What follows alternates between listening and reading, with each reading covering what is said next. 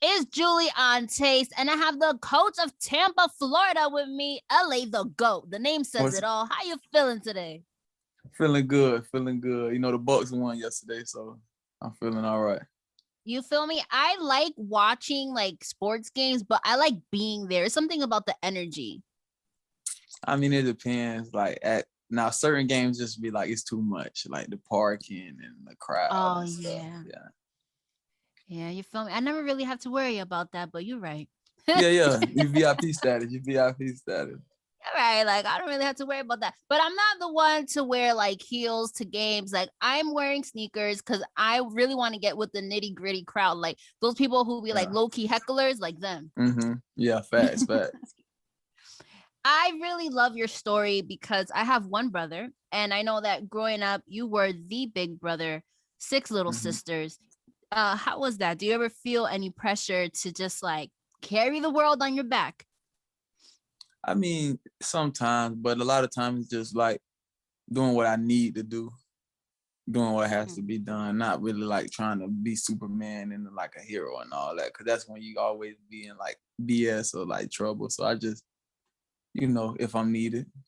Trouble. That's funny you say that because growing up in Tampa, I heard you wasn't a gangster. You said this, and I quote, you said, I Yeah. wasn't a gangster, but I was bad. Yeah. Definitely, definitely, You definitely. damn But it near was, got kicked out of everything. but cause it was more like class clown and stuff like that. I was always the joke. You feel me? Like the joking kid, always got to make jokes. Just doing like little kid things, nothing like too major. Mm, I understand that. Talk to me about your experience in the army because you got kicked out of that too. Yeah. I mean, it was basically like I thought it was gonna be like the old rough and tough army, but I went in the new millennium, so it's a little different from what it was back then, and where you could fight, you can get into it and all type of things. But now it's like you fight so many laws, and just like you say, you don't want to be canceled or nothing, so you had to go with the vibe, and I wasn't going with the vibe. You no, because I heard you had a little underground fight club going on. No, that's just what was going on in there, like in general. But it was like, I guess I was just the one doing a little too much, so I got told on. Yeah, You was doing a little much. You feel me? There yeah, was like, simmer down. exactly. It's all right though. You got like a honorable discharge or something. Yeah. It was an honorable. Well, not even honorable. It was more like I think they swung it like a medical honorable regards or something, but it wasn't nothing bad because I was in basic training. So yeah, Oh, okay. yeah, Damn near. You was there for 3 months, and it was like, bye. exactly. Oh man, I love the fact that you're always talking about your city. You're always talking about your friendships, your connections to your city, to Tampa. And how impactful really was you going to the bar with your boys outside lit. You was outside lit, had no business being that lit. Outside, literally spitting bars. How impactful what was that moment for you in your career? I mean, like, cause those are the toughest critics, like your friends. So if they like egging it on and they like it, cause those are the hardest people to get to believe in. So it's like once I seen like they was all the way with it and behind it, was like, okay, now I got a serious shot at actually like making something out of this. What was the bar called? Was it like the Blue Note or something like that? Yeah. It's the Blue Note. So it's had a few owners, but it's always been the same name, and it's like smack dab in the middle of my neighborhood. So it's like that's always been our little club that we go to. I love that. I love that. Especially now, let me start paying attention to people rapping outside of New York because I'll be like, nah, he doing a lot, but you just never know. No. But that's New York for you, New York, man. That like I love New York because everybody's so like confident, overly confident in New York. Like it's amazing. I feel like you had to be some type of confident to be rapping outside. Do you feel like that? Were you confident in your bars then? I mean, yeah, because it's like hearing the other shit that was being rapped. It was like I know I can rap better than that. So that's what kind of like, okay, I'm gonna be confident because that's terrible, and I know I could be better than that. Yo, did you start hosting rap battles after that? Yeah, I started like rap battle, but not like the traditional New York way, like acapella. Because I always thought when I was younger, like they freestyle those, like not had them like pre-written and remember bars. I thought it was like freestyles being from down south, like the Smack DVDs. So then when I found out like 3 or 4 years ago that they wasn't freestyling, they was like preparing themselves, I was like, I wasn't gonna say like the Santa Claus, like wow, Santa Claus ain't real, but it was more like, okay, so that mean I gotta like a step up on these dudes because I've been freestyling this whole time thinking that they were freestyling and they weren't. So that's why I incorporated the beat into my rap battles because I could rap like off the top of the dome on the beat. So that's why I kind of incorporated that. That's fire because I really thought everything was everything. Like, I'm like, dang, how they remember all that on the Yeah, spot? That's crazy. But apparently it's not like that. it ain't. Not me It's about to like go write a wrestling. rap and go into a rap battle. Yeah. Mm, WWE. Talk to me about that time, the first time that you went to Atlanta. You're in the studio. Bow Wow was there, and the birth of Bounce It happened, featuring Big Freeda. I mean, it was just the vibe that we was in. JD was making the beat, and then like as he like finishing it, it was like my first time like actually going to Atlanta. And he was like, "Yeah, man, I got a surprise for you." And then when I ended up like coming back in the studio with Bow Wow, and he had like 1,001. He got like 4 or 5 dancers, and like a few of their friends and stuff. So it was like it kind of birthed Bounce It because that was the move. It was like we in there having fun, hanging out as girls, just a vibe. What were you guys drinking? Was there Casamigos flowing, Henny? What was the vibe?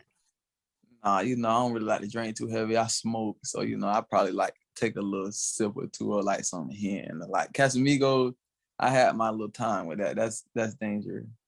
Stay dangerous outside. You said the dancers were there, so it was that.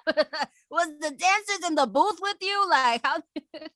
Yeah, no, cause I record like outside, like next to the engineer. So they were actually like right in my face. It's on JD's OnlyFans too. So that's always funny. That's freaking hilarious. I mean, I don't have a subscription, but if you want to send me a clip, I'll love. Oh, I'm very excited that you changed the name of your project to A 13 Day. It's more I think the title alone seems more personal, It seems like Yeah. more personable, more you. But we step into the project with the song You Wouldn't Believe It. Mm-hmm. And there's this verse that really says something to my spirit because you said J.Cole got me through a lot. And I was like, yeah. relatable. I bought the same sticks as J.Cole had on his cover of the Silence story. And I still have them. Yeah. How did J.Cole influence your music and what projects really like helped you get through some things? It's really that first one. Like I'm a J.Cole fan, but that first album was like different to me because it was like, it wasn't no dude. It's really just him and Drake. You feel me? Like actually rapping, and then they'll turn around and they'll harmonize, but not with auto tune. It was like really like giving you like that old school rap feeling. So like Sideline Story, that's a deep album. You recently did post something with Mac Miller and his Teeny Desk performance. Did he influence you as an artist in any type of way, shape, or form? I mean, I don't want to seem like no cloud chaser or nothing, because I knew who he was, but I didn't like really like try to listen to it until after his passing. But it's like that Tiny Desk concert of his is like real, real good, and like because it shows just how like musically inclined he was. So I like that a lot. I don't think that's a cloud chaser. I think that sometimes when someone so great has an influence on people, you learn more about them, right? Because you can have one perspective, but now you want to dive into their music and things like that. So it's not really, it's more for artistry. You feel me? Yeah, exactly. So I just be like trying to pay attention to like the type of flows and stuff, like the cadences and how he was rapping. And he was a good rapper, like especially like to perform live like that. That's hard to do. So. You know what I do love, like I said, is your range, and we hear it when you talk about a song like the Big Bounce record, and it's given twerk, it's given fun vibes, and then we turn around and we dive into Smooth Operator. You know, um, first and foremost, how did that come together, and how difficult was it to get it cleared? Because I'm pretty sure you have a really great sample from "He Loves Me" by Jill Scott. Jill Scott, yeah.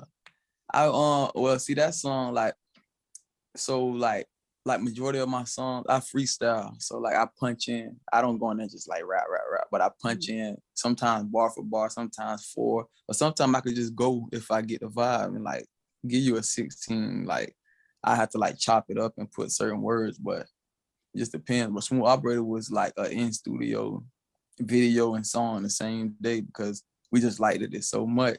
So I released it on YouTube before getting it cleared. So it was like a YouTube hit in my city, yeah, in Orlando and stuff, you know, like surrounding area. Jill Scott pulled out the security. Nah. So the label wanted to put it on 813 days, so that's when we had to contact them and get it cleared, so we can actually put it on streaming, services and Apple Music and stuff. But it did take a little while, like 2 or 3 months, because you know it's like Jill Scott a legend, so you know you can't just sample that stuff. Like they got to be okay with it. So apparently she was. So I'm definitely, you know, proud of that. That's a huge moment because that means she heard your song. Yeah, definitely. She had to, and I'm pretty like I don't know if she liked it or not, you know, because I'm on like I ain't on there talking about being in love and stuff. I'm talking about you know just being smooth and the flavor and like chilling and vibing. So I don't know if she listening to it, but it definitely like when I listen to "He Loves Me," it just gives me that type of vibe. It's like a sweet. You a little player, but it's a sweet vibe. It's like Yeah, definitely. It's like lie to me nice. I definitely love your energy and things like that, but I really had to get into a bands, man, because you need to take me back to that time. Jermaine Dupri left the room. You're just recently signed. He dipped. He's like, I got it. And he comes back a month later with Rick Ross on the track. And you opened this email at 7 a.m. Talk to me about what was going through your mind, what happened, all of it. I need to know.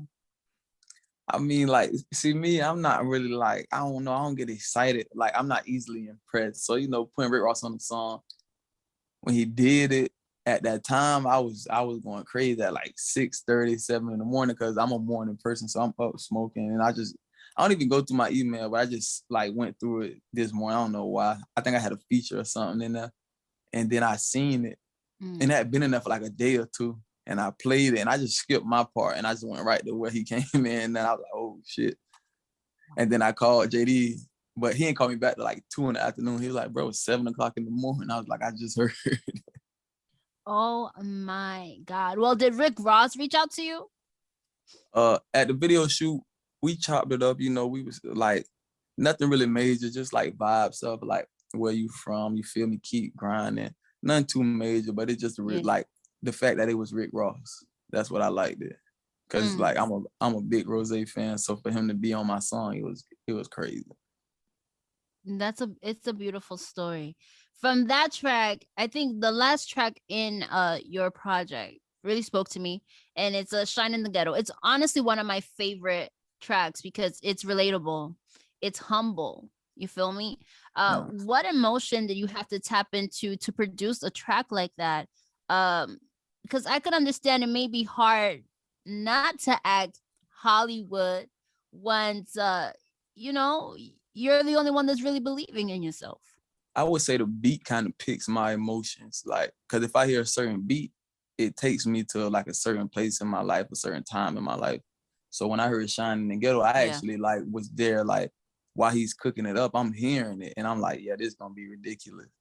So when the finished product was done, it was like I recorded that song in like 15 minutes, cause I've been humming like the rain gonna stop in my head. And once I got it stuck in my head, it was like I gotta record this song, and that's crazy because that's actually my favorite song too on the tape. I can't wait to shoot a video for it. I think it's gonna be beautiful. It's one of my favorite tracks for real. It gives me a vibe of like it's just real. It's just raw. Exactly. It's like, we need the fun tracks to turn up to, right? Which we have it. We got a Hmm. twerk anthem in there. We have the Rick Ross joint, which is fire. But there's also something that, like, you could smoke to, you could chill to, you could just really be like, damn, Exactly. like, LA the GOAT made it. I could do it too, So boom, for Shine in the Ghetto, who you think would sound good on the remix? Because Jermaine Dupri like the remix guy, so that's what we've been trying to think about. Yeah, facts. That's a lot of pressure on me. I don't know. Can you call J.Cole? He would Can sound you good, call but see that's the thing. like, He would sound good, but that's the thing. Like that's like the obvious thing. We want to do something like yeah. see a remix was always like wow they did a song together. It was different. Mm, Nowadays people put a remix that like it's going to be a remix. So you we trying to do expect. we trying to do something unexpected. Well, I know you like to tap in a lot into your city and the artists there. Would you put someone from Tampa? I mean, if they like verse fit the criteria and it was hot enough, I don't mind. But I'm kind of like not an asshole, but I am an asshole. So it's like if I don't like it, I'm gonna tell you right then that ain't making the cut. That ain't making the cut at all. So hopefully. I don't But think that's an asshole. I think that's being transparent. exactly. So I mean, I've been trying to get the label to reach out to Kanye West because that'll sound good. And I was in LA with him and Jay Prince and JD like 2 days ago. Actually, yesterday I just came back home yesterday. So me and Kanye been chopping it up and talking. And I'm trying to see how I'm going about like asking him to get on the song. But a dude like Kanye, he don't really need no money for no feature. He just like he has to actually want to do it. So Yeah. hopefully. You know what? I could see that. Yeah, but I'm trying to tap into I that could see that college because dropout Kanye. that's what I was gonna tell you. Because Yeah, if you listen to like Kanye, college dropout, stuff like that, Shine in the Ghetto, it's like exactly. So yeah, I'm definitely trying to tap in with that. So hopefully that my dreams come true. I've been you begging gonna get the Donda JD. Kanye. You're gonna get the Donda Kanye, but it's still No, gonna be but legendary. I ain't gonna lie. The Don the Kanye is a good Kanye because if you listen to the songs, it's just like he's on his artist shit. Like putting all Mm-hmm. those type of songs together is like difficult. Cause I know you people in the music business and you know how hard it is to make a song with so many layers and so many different sounds. So for him to actually Yeah. make songs that sound good and know who to put on each one, I mean, it is genius in my Yes. eyes. The That, man is a genius. Like if yeah. you know how like you talk about when people study music and when Mm-hmm. we were like studying art and like classical stuff, the kids growing up are gonna study him Oh yeah, like definitely, as definitely. classical as like game changer, things like that. For I sure. mean, Well, let me know. yeah, definitely, definitely. I'm excited for that. I know you do play 2K though, right? Am I wrong? Mm-hmm. Yes, yeah. Have you heard yourself yet? So I think that's happening sometime in December. So yeah, definitely gonna look out for that. Oh man, I'm very excited for you. Very excited for your future. I'm so happy all those other jobs you had fired you because you wouldn't be right here. I know, My right? man's really good at keep a job. They was like, bye. At Bye. all. You was acting up in the call center. They let your ass go. Yeah, I just couldn't get it together. But you know, like you said, good thing they didn't keep me because now I'm doing what I love to do. So Yes. Your passion. And I think that happens a lot every time I speak to legendary artists or I speak to artists that really are passionate about their craft. Usually they do other jobs just to pay the bills and they're like, nah, this is not my calling. But facts. once you step into your calling, it's like easy peasy. Yeah, facts. Definitely. Well, thank you so much for your love, your energy, your transparency. Where can people keep up with you, your music, your infectious smile, and your vibes? uh you can follow me on Instagram. It's LA to go X2 THE and on Twitter LA to go 813. And my music is on all platforms. Thank you. So Deaf and Def Jam. They put everything everywhere. So yeah, it's gonna be hard not to find it. Everywhere. Stream it right now, 813 day. And I'm following back on Instagram. I got you. I'm gonna follow you.